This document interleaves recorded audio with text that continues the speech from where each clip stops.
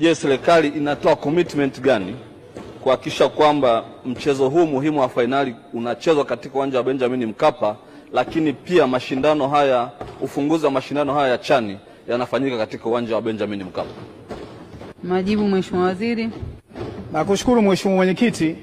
Kama ambavyo nimejibu swali lililopita la nyongeza la Mheshimiwa Hanje, commitment ya serikali ni ile ile kuhakikisha mechi hii ya fainali kati ya Simba na Berkane ya tarehe 27 ya mwezi huu, ambayo ni mechi ya kihistoria sana, inachezwa katika uwanja wa Benjamin Mkapa.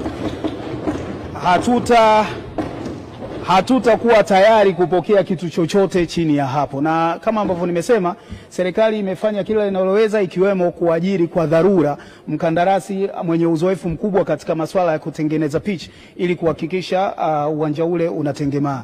Na jana usiku mimi binafsi nilikuwa na kikao kirefu cha kwenye simu na viongozi wa CAF akiwamo Rais Daktari Motsepe ili kuhakikisha kwamba wanatusaidia na wao wenyewe wanatuletea consultant wa kimataifa kuhakikisha tunashauriwa vilivyo namna ya kutunza pichi ile. Kwa hiyo nimtoe hofu Mheshimiwa Shangazi na wapenzi wengine wa mpira wa miguu wakiwemo wapenzi wa Simba, mechi ile itachezwa pale pale na hakuna mahali inaenda, na tukio hili la kihistoria litafanyika mbele ya macho yao wakiwa wanalishuhudia. Asante.